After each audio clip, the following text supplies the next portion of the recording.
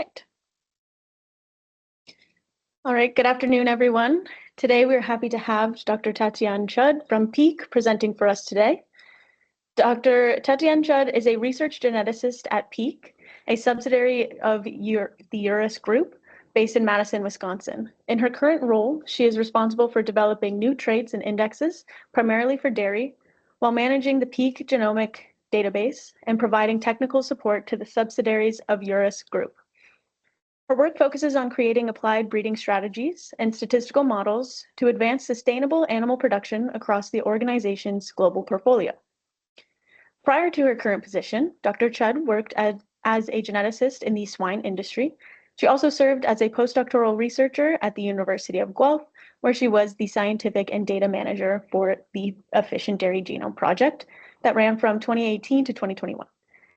During this time, she specialized in genetic evaluations for methane emissions and feed efficiency in Canadian dairy cattle. And Dr. Chud earned her PhD in animal breeding and genetics from Sao Paulo State University in 2018, which included time as a visiting researcher at AGIL USDA in Maryland. And she also served as a visiting scientist at the University of Guelph during her master's study and completed an international undergraduate internship. Thank you very much, Dr. Chud, for presenting for us today, and you can take it from here. Thank you for the introduction. I'm very happy to be here today. Thank you for the invite. It's always a pleasure to be presenting in Guelph. As Gabriela told, Guelph has,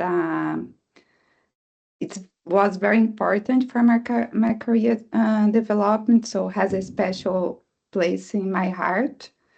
So I'm really enjoying to be here today. Change it here. So just a little bit about myself, but Gabriela did a great introduction. So I was born and raised in a small town in Brazil. As probably most of you know, it's my beautiful accent. I did animal science at the Unesp, Jaboticabal. But then in 2011, I had the opportunity to go to the University of Guelph with Dr. Schenkel to do part of my internship there. And later in 2013, I went back to Guelph again, spent 6 months there. Then I went back to Brazil, started doing my PhD with dairy cattle, with copy number variation. Then come to the US in Maryland, and then come back to Brazil again. And later in 2018, I had the great and most important opportunity to go to Guelph again. And I spent 3 years there as a postdoc. Then I decided to change from dairy to swine. So I moved to Saskatoon. You can imagine a Brazilian living in Saskatoon. It's very cold outside there. But in 2022, my passion for dairy came back. So then I started a position as research geneticist in URUS. Peak, exactly. I'm going to talk a little bit about what's URUS and what's Peak. And I have moved to Madison last year. So I worked from Canada, then we moved to Madison in 2024. And in 2023, I decided to have the most important project of my life, where I decided to be a lead investigator in motherhood. And it's going to be a long-term project, I know. And here is my project with me, Emma, and the ongoing situation that she's 2 years old now. And basically, I have to analyze all day the toddler behavior, all the no's. She is specialized to say no for everything. And also, I didn't have sleep since she was born. Look, I don't know what he have sleep the whole night, but it's very worth to have. So every time that you look at me, I have the feeling that was the most and important decision that I have made is to be part of this project. So move on. Here it's what I want to discuss today. When I got the invitation to talk here, I think to discuss about genetic diversity is very important as an industry. Have been a lot of discussion in the academia, but at the same time, sometimes in the industry, maybe we are ignoring the effects of losing genetic diversity. So I bring some points here for discussion today. But before to start to dive in, I just would like to present you what's URUS. So who are we? So we are a family where we are a global leader in products and services for dairy and beef. And also have artificial insemination genetics. We have reproduction in our family. We have farm manager system, and our brand serves dairy and beef producers in more than 80 countries around the globe.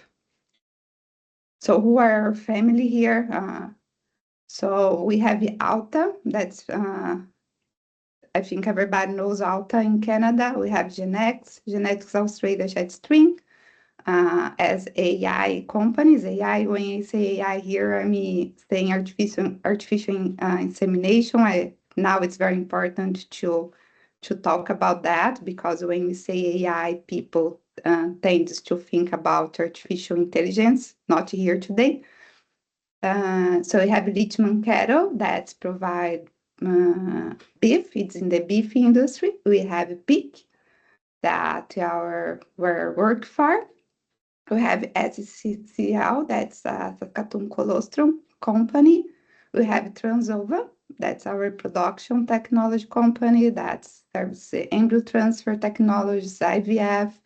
We have VAS, and I think most of you know VAS for the dairy comp. That's our software, main software management.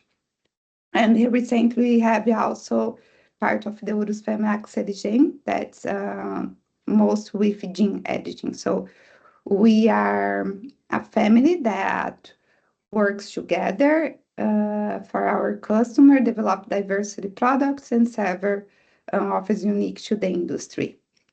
And also we drive innovation through these companies.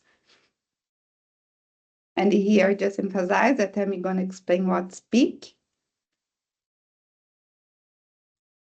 So you have to, most of you, who is PEAK? So basically we are the genetic provider for all the Urus families, especially for the AI companies.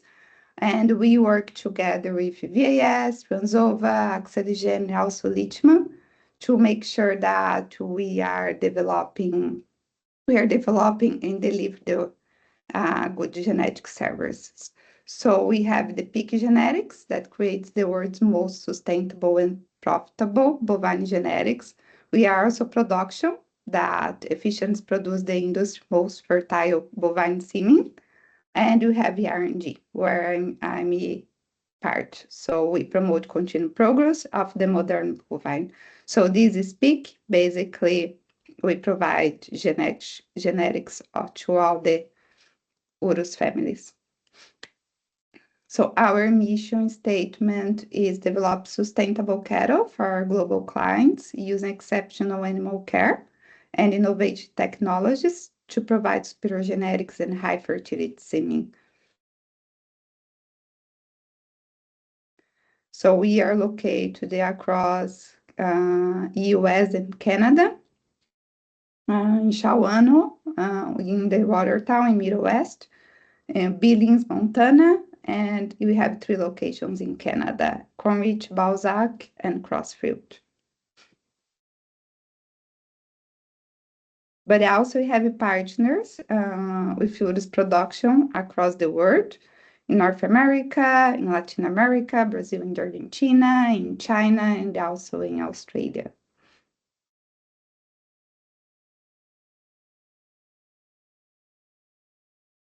So here it's more a little bit what do we have. So we have our sires, that's one genetics program with multiple AI outlets.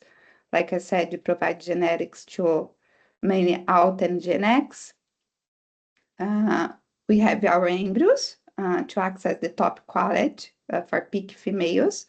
We supply elite embryos to Urus global markets, and as well we have additional donors through variety of channels. And we have our peak females, that's our main driver of genetics program. So we have our own females, and also when available, we look for elite field genetics through purchase and lease. So this was Urus and was peak. So now I want to start explain a little bit how genetic selection works in a breeding program. When I was in why I'm bringing this here today, when I was in the academia, I didn't know exactly how that works because we are so focused on our research, and sometimes we don't know how the true selection works in the industry. So first, I'd like to bring a quote from Lush. And I think it's very important for us to understand that selection doesn't create new genes. So what do we do with selection? The primary effect is change the frequency and the freaks of gametes carrying certain gene combinations. So when we say selection, don't expect that we're going to change the genes. Okay, so I think it's very important for everybody to be at the same page. So I really like this quote from Lush.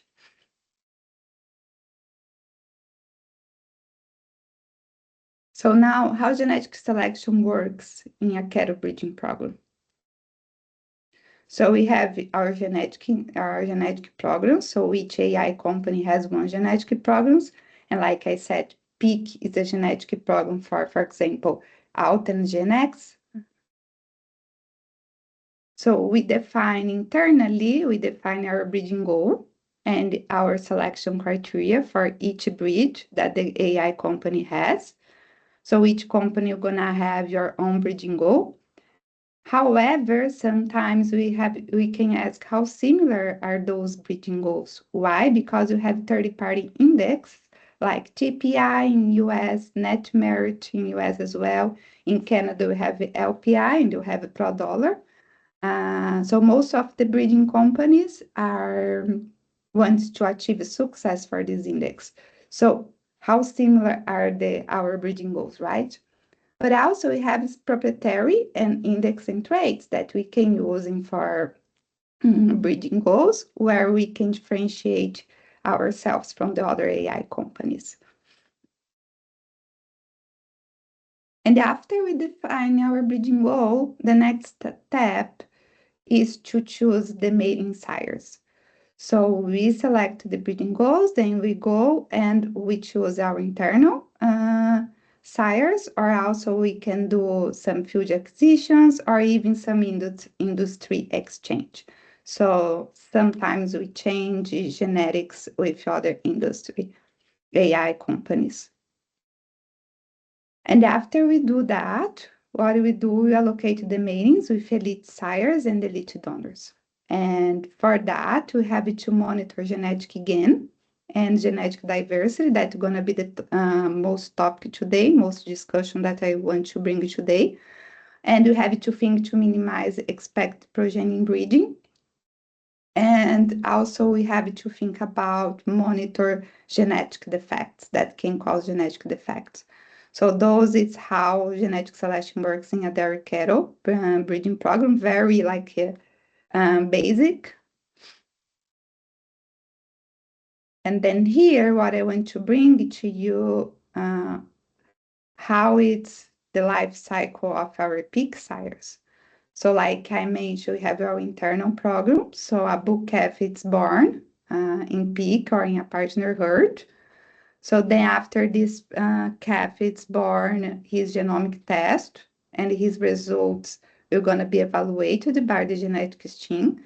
So if we decide that this calf is going to be a lead, he'll come to the calf center located in Shawano, where he's going to stay there, and we're going to monitor this calf. After he's weaned, he will spend 75 days in quarantine, and then he's going to move to other location. And then I'm going to start producing semen for this calf. So if semen needs our peak quality standards, he will be used to produce the next generation of dairy cattle. So he has to meet the genetic, our breeding goals, but at the same time, he has to qualify for peak semen quality standards. And how is today's genetics landscape for a dairy company, breeding company? So we have our AI center genetics, so it's our internal.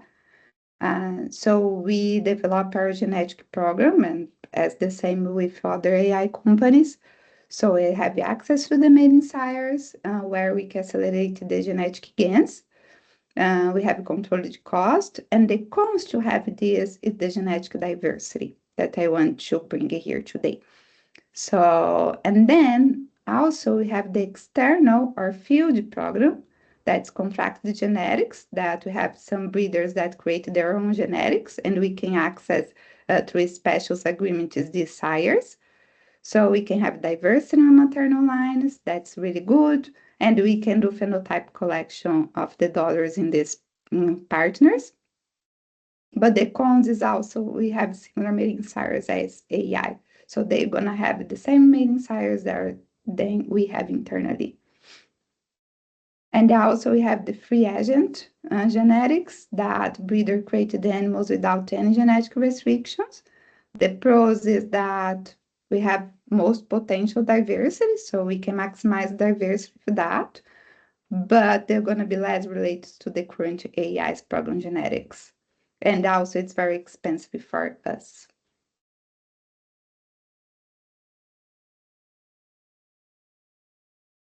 So now I want to bring this question because I have, as I mentioned, I worked in the swine industry before, where we have a pyramid scheme.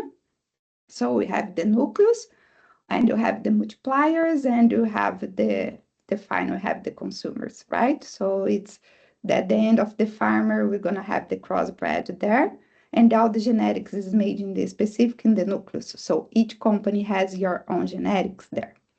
So historically, cattle breed was decentralized, right? So we have thousands of independent farmers make their own mating decisions, and also we are able to exchange more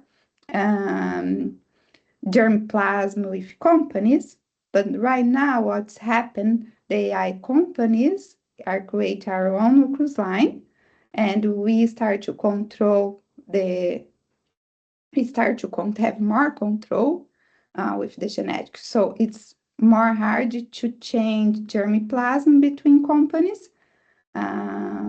And what's the problem with this? We are losing genetic diversity. Okay, so, and then the good parts that we have more control of the data, like the swine. But different from the swine, the farmers is still making matings with the purebred cattle. Because in swine, you can have completely control in the nucleus, and in the final product is going to be a crossbred, and this is not relied in dairy.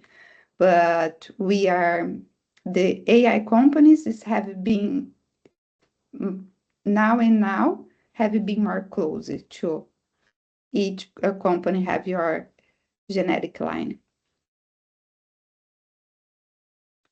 So now I want to bring here like the breeder's equation, which I like to call the breeder's dilemma. Why? Because, okay, so we are master of these three gears, right? So we want to maximize accuracy, we want to reduce generation interval, and we want to maximize selection intensity. So how will we increase accuracy? Okay, we have genomic tests, we have daughter performance data, so we bring more data, we have more accuracy. So with the genomic, we can accelerate turnover with the generation. So we have a reduction in the generation interval. We have young genotype boosts being used. We have the IVF, we have the LPU, all those technologies. And we want to maximize selection intensity. How to maximize selection intensity through the truncation of selection, which means that we're going to choose just a portion of the the population that excel in genetic potential. So I'm calling breeder dilemma because every time that we want to maximize genetic gain, we are losing diversity. So this we call elite progress because we are using truncation selection, you are using young genotype boost, reducing the generation interval. But I would say that you have to be careful because when intensity goes up, the number of parents contributes to the next generation is reducing, right? So it's going down. So we have to ensure that while we push these gears together to their limit, we don't break the system by reducing diversity. And now you can ask, okay, but we want to maximize genetic gain. All AI industry and the farmers want to have the best animal in genetic, right? So why genetic diversity is so important? Because genetic diversity among populations occurs if there are differences in allele and genotype, right? So if there is no difference in allele and genotype frequencies between those populations, we don't have genetic diversity. So we are geneticists and we love variation and we need variation. So here is another quote from Lush. So variation is the raw material with which breeders works. So we want to maximize genetic gain, but at the same time, we need to have variation. Now, I really like this because as a Brazilian, and if you have been to Brazil, if you are not, I would like to introduce you the vira-lata caramelo. He's very popular, very common in Brazil. So if you go through the streets there, or if you go to donation centers, you see the caramel stray dog.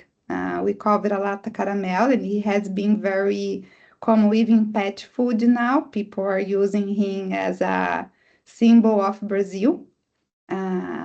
So he's everywhere, and it becomes like a very popular there. And why?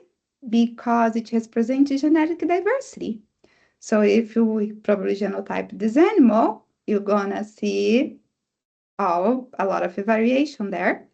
So he has a mix of traits that allow survival in all kinds of conditions, and I can tell he probably don't get sick easy. So you don't spend a lot of money with vet bills because he's very resilient. Okay, so he can survive in the most tough conditions there. Now here, on the other hand, we have the French Bulldog. Okay, so he's cute. Yes, probably people love him. You're gonna pay a lot of money for this breed, but you're gonna spend your money to buy this breed, and the same time you're gonna spend a lot of money with the vet bills.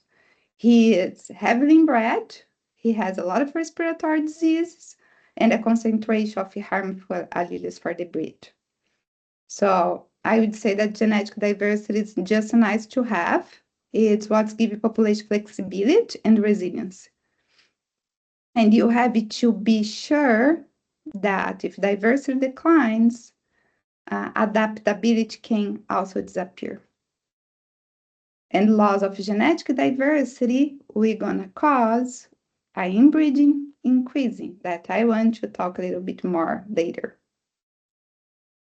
So now my question is how to find the right balance. Because like I said, we want to maximize genetic progress. So if you maximize genetic progress, usually you're decreasing genetic diversity. Why? Because of the truncation selection that you are choosing just a small part of the population, right? Should be the parents. So if you think about what this means for cattle breed, so less diverse often means faster genetic progress, right? But which cost do we want that? And is the industry willing to sacrifice genetic gain to manage diversity? And I think this is a question that we have to think about. So the industry train tends to chase the highest PTA values to the farms. So even the farms, when the farms are there, they're gonna choose usually the highest PTA bulls. You're gonna have the highest demand in the field, even if you are compared to sires, regardless of the minimum performance indifference. So the farm tends always to choose the highest PTA, which makes sense because what do you want? You want genetic gain. But again, which price? Okay, so how do we find the right balance between genetic diversity and genetic gain? Because every time that we prioritize like increase genetic diversity, increase the genetic gain, we are decreasing genetic diversity, and this can cause inbreeding. And now my question is, are we ignoring breeding? How is the current situation now? So I want to bring this from CGCB. There is a lot of papers that are reporting this trend, and also some presentations that inbreeding increase, okay? Because of some strategies that we start to use, especially after the implementation of genomic selection. If you see from 2008, I think most of people here already have been seeing this, how much you have increasing inbreeding here, okay? So is this a concern? We are decreasing generation interval here. We are maximizing selection intensity after genomic, decreasing generation interval after genomic. So, and this is leading an increase in the inbreeding. So this is for the sires, and we have also same wish for cows. It's now okay. So you're seeing this inbreeding increasing, this trend to increasing breeding, but what are the effects of this inbreeding? So I went to the CGIL website and just get this from there.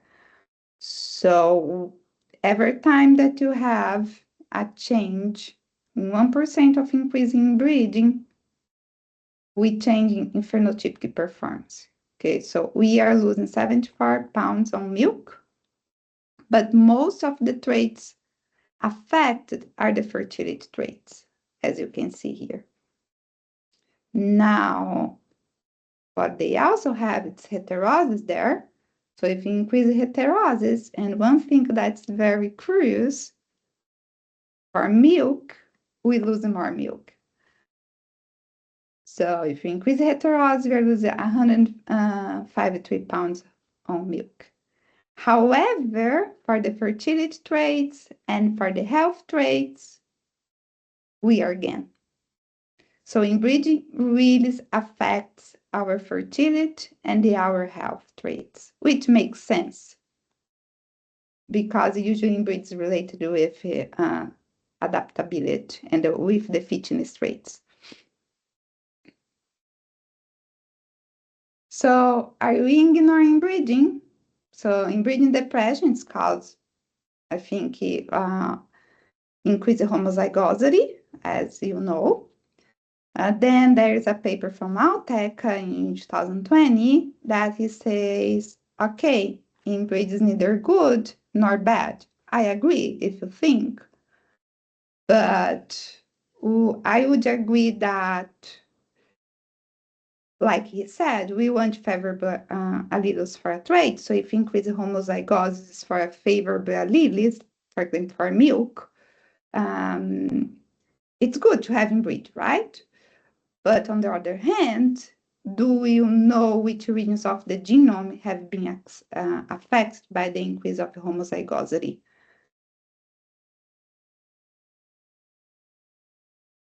And this is a slide by Dr. Kolb. Say the number of genetic defects in growth. I really like what he brings here about the human genome, that there are around 100 loss of function mutations there, and around 20 inactivated genes there too.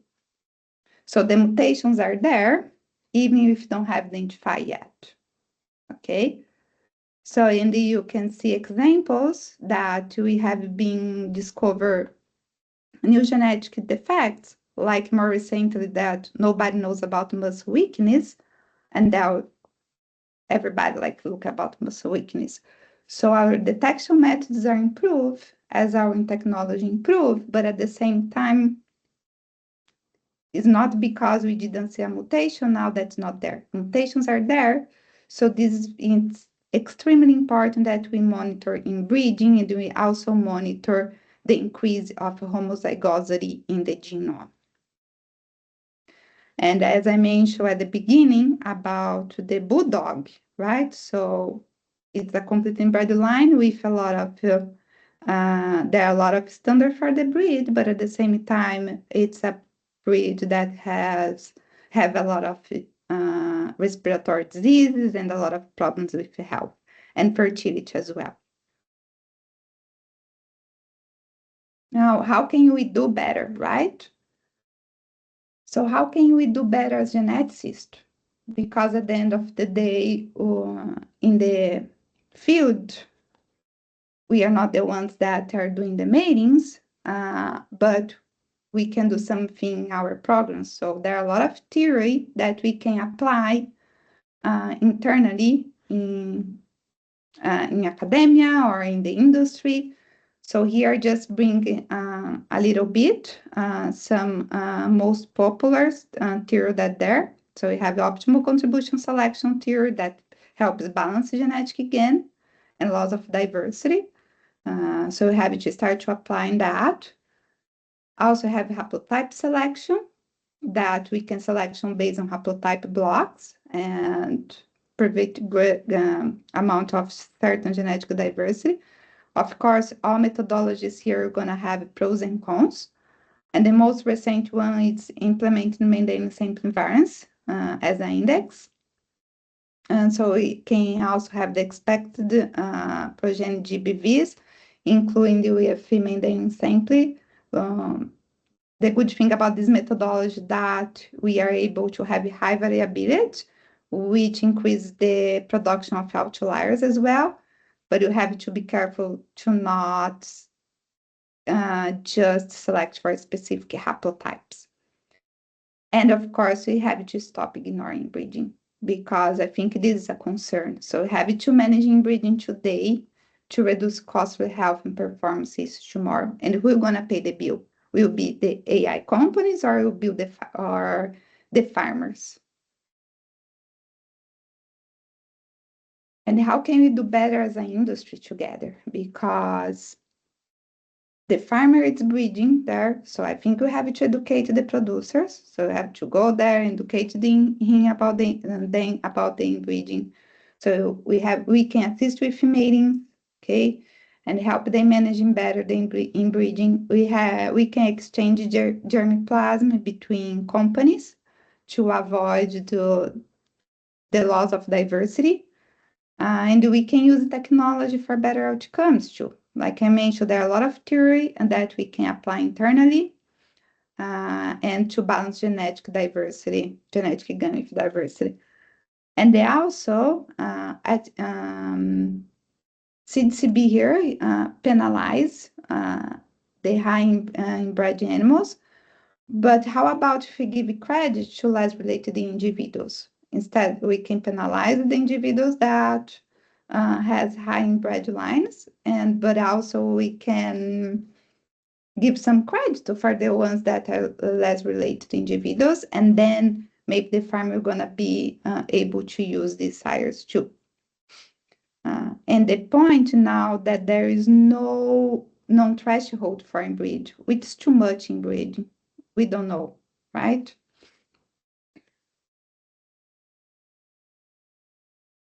And to finalize, I just want to bring the paper for Dr. Coley here that he wrote. It's a really nice paper. He came with 8 solutions for inbreeding. So the first one is, like I mentioned, is refined PTA adjustment. Here in the US, CDCB correct has kind of penalization for the animals that are high inbred for the inbreeding. But like I mentioned previous, how about if we give credits for the animals that are less related? So also he suggests like using genomic rather than pedigree inbreeding. I think CDCB is doing this now, and a lot of AI industry as well. So we can also train pedigree to reflect the biological reality of the recent inbreeding. That's more problematic than the old inbreeding. I really like this one, that he says stop publishing individual genetic values. So instead to farmers sees the PTAs of the animal, he can see colors, whatever. And so in this way, you're not gonna just focus on the highest net merit or the highest TPI bull, but then gonna have more balance. This is, I think it's a very popular solution that he found. Also, instead of selling semen to the farms, we could sell only embryos, and this way you're going to be more centralized, so you can control more the inbreeding. And they also changed the selection indexes, include genetic diversity as a trait. And, for example, maintaining sampling can be included in these as well. And for 7, he mentions to make out cross between genetic programs, so AI companies can cross animals. And the 8 fix everything for gene editing. So if you do gene editing, we don't care about if we inbred lines or not. But I think this is not commercial. So I think there is, the theory is there, the technology is there, but to be commercial, it's still a gap. So this is what I have for you today. So here's our future cow. I think we need more caramel cows. So I asked Gemini to generate for me a vira-lata caramel cow, because I think the future demands a cow that excels in any condition. So then we need a cow that is gonna be resilient, sustainable, and profitable. And if you don't manage breeding, I think we are creating a problem, and we're gonna pay this bill. You're gonna, like I said, you're gonna be the AI companies, or you're gonna be the farmers. So, and then we are together to, as Yuru says, to produce better cows for a better world. So this is what I have from today, and I'm gonna be happy to take any questions. Thank you so much, Dr. Chud. I will now open the floor for any questions in person or online. You just raise your hand.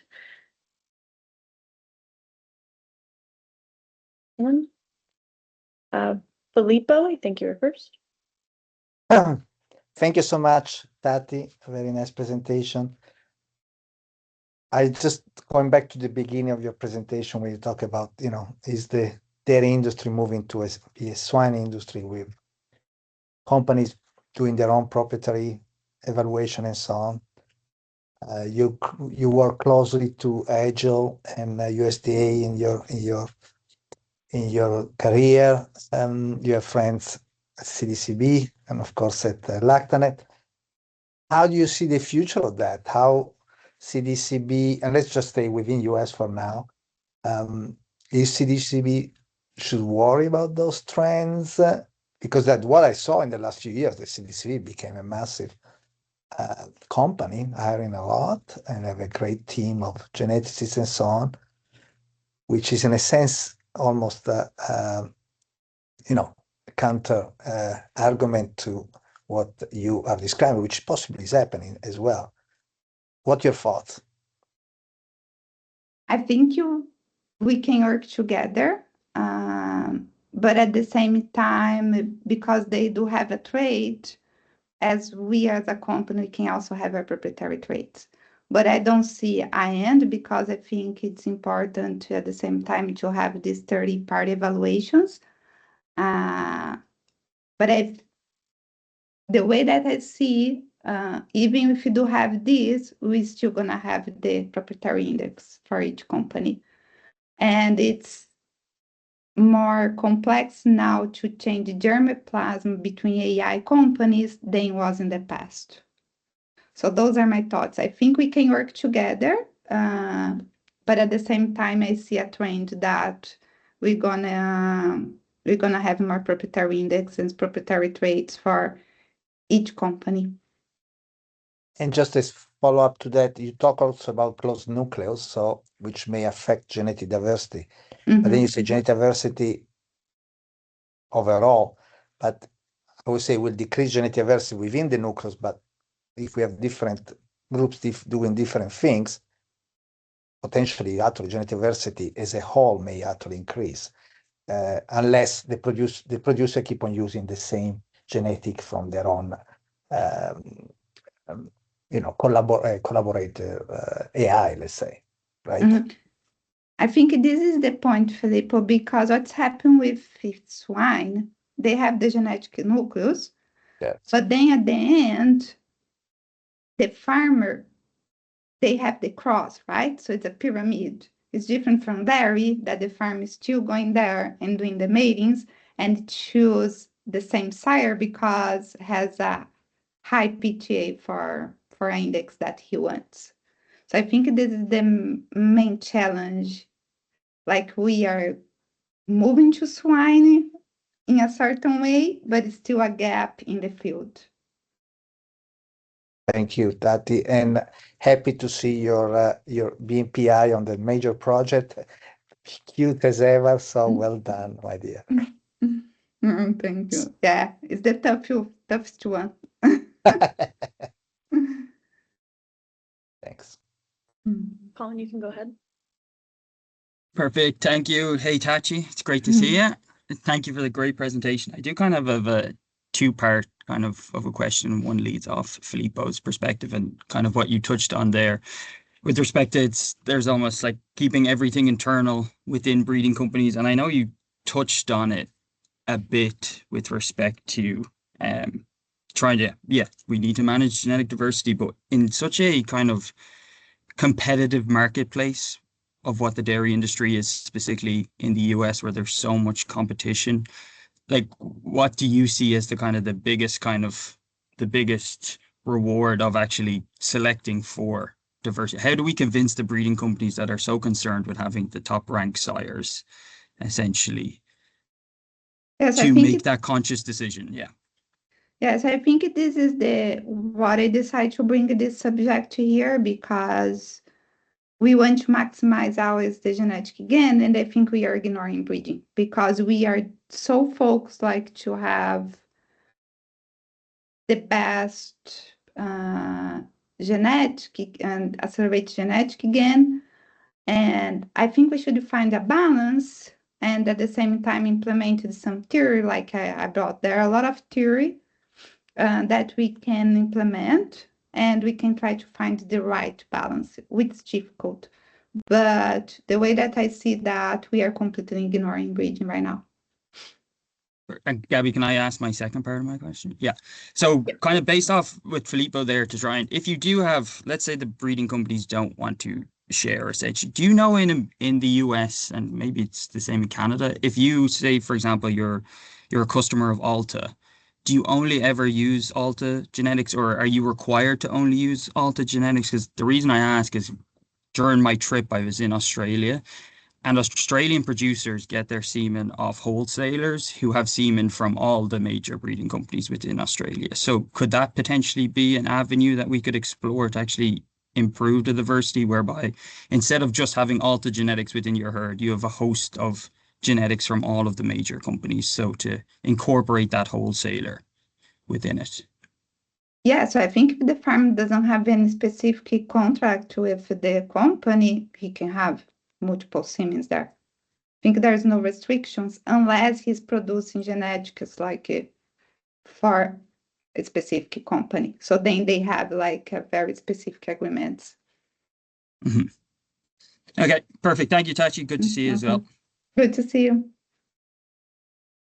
Thank you. There is a question in the chat if you wanted to read it, or I can read it out to you, if whatever you prefer. You You can read and I can read here too. Okay, so as a producer versus bull stud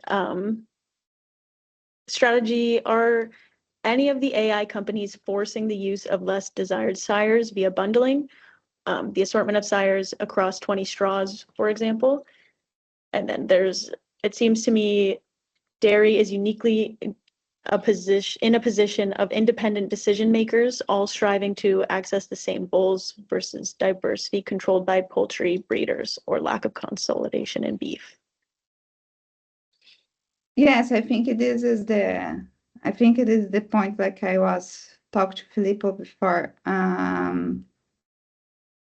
So it's an independent decision, right? So when we do have like a pyramid scheme, you receive the crossbred animals. But like as a dairy farm, so you have your portfolio and you can choose the sire that you want. So this is why I put as an industry, we should educate them more as the producers. The producers should work more with the representative, with your technical, and have more like meetings, directed meetings to avoid use the same sires and increasing breed. I don't know if I answer your question, but I don't know if there is any forcing. I don't believe so. Okay, thank you. There's one question in the room, Mike. Hi, Tati. Mike Loheis here. Mhm. I'm interested in, well, two questions. One is Okay. you as a geneticist, you know the theory, you know how you can counteract inbreeding and still like optimal contribution theory and so on. But as a geneticist going into industry, what's been your experience in talking to breeders, the people that are making decisions in selecting the next generation of bulls? How receptive are they to your arguments? So that's the first part of my question. Yeah, I think probably you know the answer, Mike. I'm wondering if you have any more success than I've had.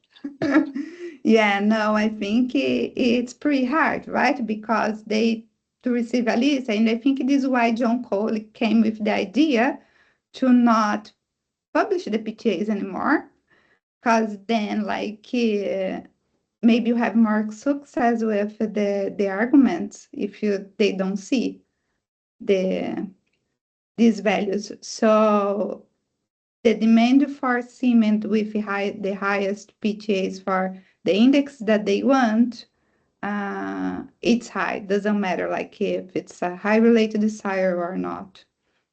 Yeah, so I don't. I think this is it's the main challenge in the field. Right. Second part of my question is, knowing you've had that experience, is there a point of pain at which we have no choice as an industry to put more emphasis on outcrosses? And what I mean by point of pain is that up until now, we really haven't paid a price for increasing inbreeding, right? Yes, we see a higher incidence of mutations popping up, but then, you know, we can remove those through genomic selection. We can purge them from the population. So in some way, like muscle weakness, you know, it was identified and now we're removing it. So, you know, you could see how breeders in the field might say, well, why should I care? You know, they're removing those defects, so no problem. But there's also the other side, which is loss of gametic variation over time. And as we get more and more inbreeding, we lose a little bit of variation each generation. So at what point does the benefits of high intensity selection become outweighed by that loss of variance? Do you have an idea of when we reach that pain point? Yes, I think this is the challenge because you haven't paid, like you said, we didn't pay the price yet, but doesn't mean that we're gonna pay in future, right?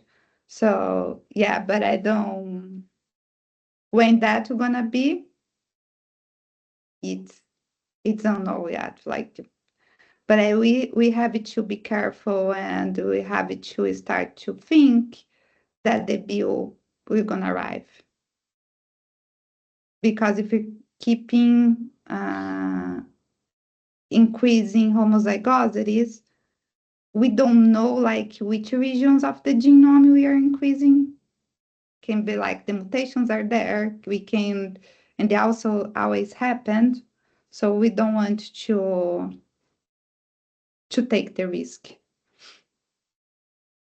So you also worked in a swine company, and I'm just curious about your perspective, because in a swine population, in some respects, you have more control over mating. And my experience with swine breeding was that they would choose how many matings any one boar would make.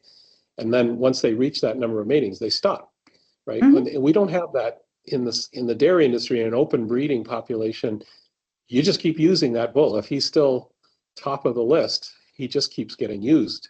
And then his sons get used and their grandsons. So it's, in a way, you have less control in an outbred population because you're always competing to be the top spot, right? Yes, I agree. You're right. We are competent. So even if you like inside of the nucleus, you can control more genetic diversity there, even if it's a small population. While like in the dairy, you can't control. You keep overusing. Even the dairy farmers, like they care about I want this bull, especially because swine. This is funny because when working swine, I don't care about the name of the sires. I'm sorry. I'm just.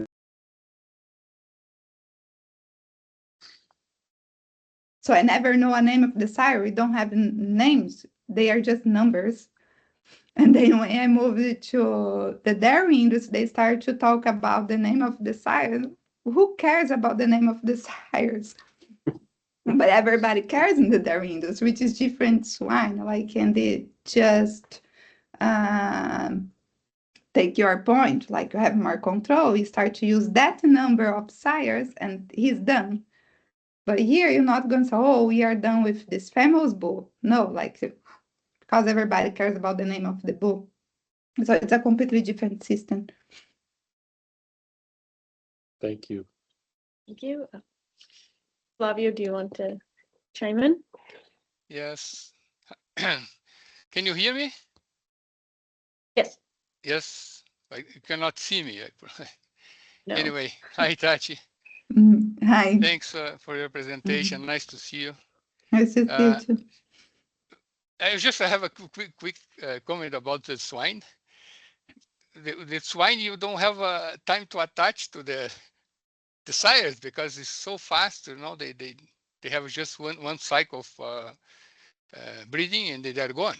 So it doesn't matter if you know or not the name because next time will be complete different cohort. So it's completely different, the turnover of generations too, right? But my question is about, you show us some results from United States about inbreeding depression, and then you show the heterosis. And you mentioned that the heterosis was negative for milk production. So, but that is genomic heterosis, so is within breeds or based on crossbreds, Tati? It's just for hosting. Just also is within breed. So it's very interesting because that's, I think, matches with the things that are in the old literature. Why hosting is, what makes hosting being very productive with respect to other breeds, right? And because for many years in the past, they tried to create a kind of composite, a synthetic breed, dairy breed, including hosting in other breeds that would adapt better for environmental conditions. But we never got to a breed that would be superior than hosting, right? Even in challenging environments.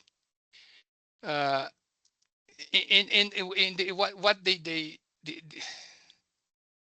I mean, the conclusion at the time was that what happened is because when you cross, you break down epistatic interactions that were fixed in the hosting breed by selection.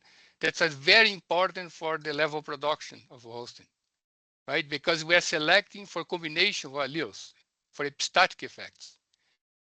And then when you cross, you break, then you need to have many, many generations of that synthetic breed to recover those epistatic loss that we call, right? So, but within a breed, you might be seeing the same, right? Because if you have animals that are more outcross within the hosting population, you would see some level of heterosis, right? But because of the mating, you might be breaking these epistatic interactions, and then you have epistatic loss. So for being heterozygous to be negative, that's might be the case too, right? That you have epistatic loss. We are losing those epistatic interactions that are very important for the breed.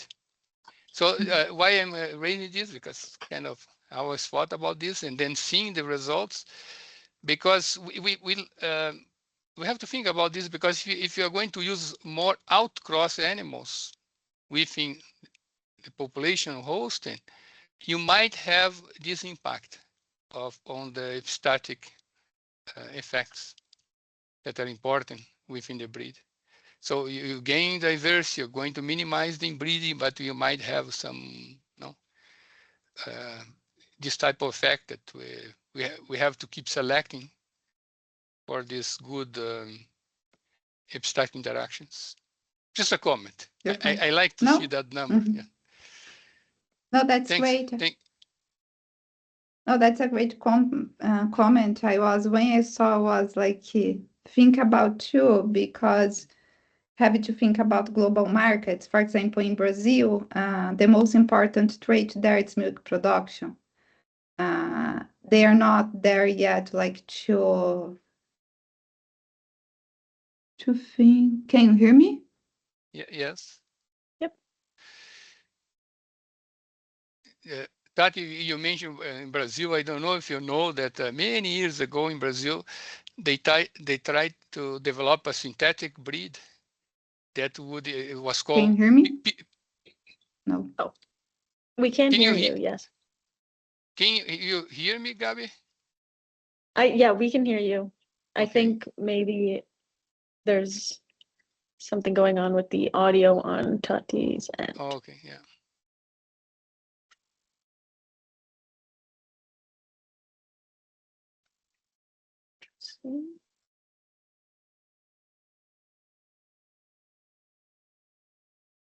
Oh.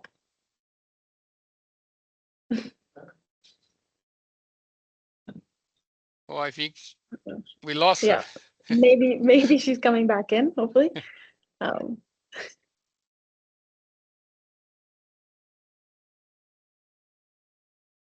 But we might wait just a second to see if she does come back.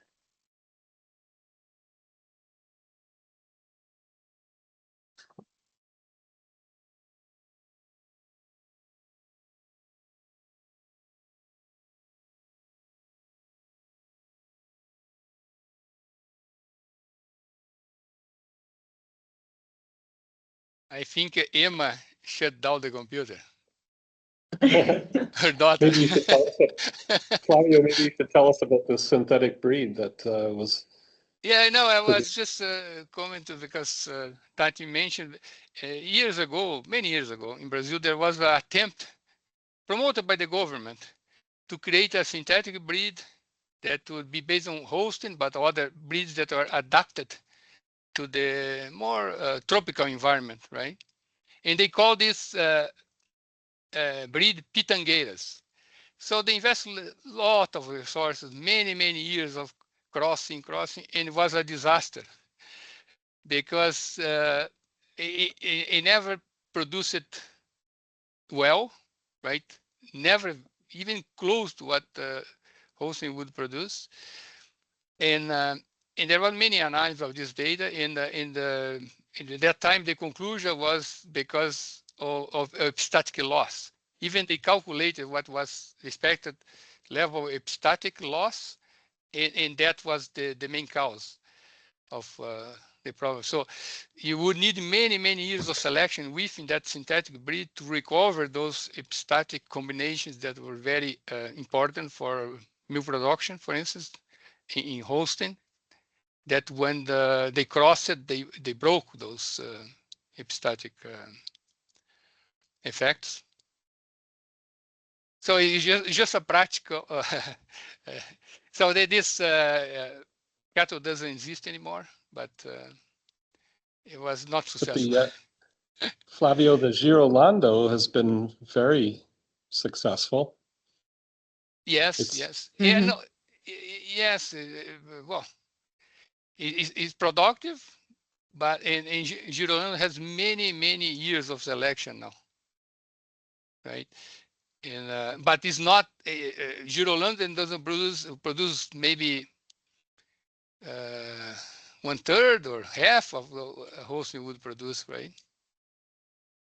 If you get pure Gir will be 1/3 or so. So it's better, but compared with the Holstein. I mean, these very streams are really like Bos Indicus crossed with Bos Taurus. But even within Bos Taurus, dairy breeds, you don't see a case of a synthetic breed that produce more than Holstein, right? Mhm. And they have heterosis, but Cassie, I'm not sure if you heard all of that and have anything to say or. Yeah, no, sorry, I just lost my connection, so I couldn't hear. Now I changed. Yeah, yeah, that's no, fine. like, yeah, no, like I was. Sorry. Yeah. I was just talk about history of a breed in Brazil, but that's fine. No, that's great. Yes, like I said, like in Brazil, milk is the main trade for them there. So they are not there yet, like to start to bring a lot of trades. So milk is the main drive. So we have to think and try to find the balance, the correct balance. And like you about Girolando, it's successful there, but there are many producers now that they are change the system and they are willing to have more Holstein.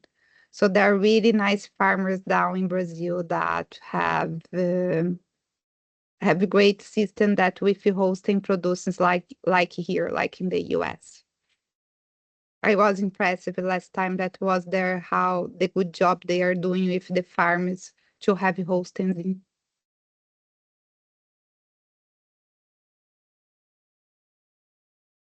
Right. Great. Thank you. Thank you, everybody, for such a great discussion. We are a little bit over time, so I think we can end here. Thank you so much for joining us, Dr. Chud.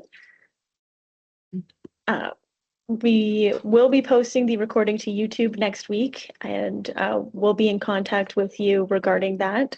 But thank you again, everybody, for coming, and we will see you next week. Thank you, Gabriela. Thank you for the invite again. Thank you. Thanks. Take care. Thank you.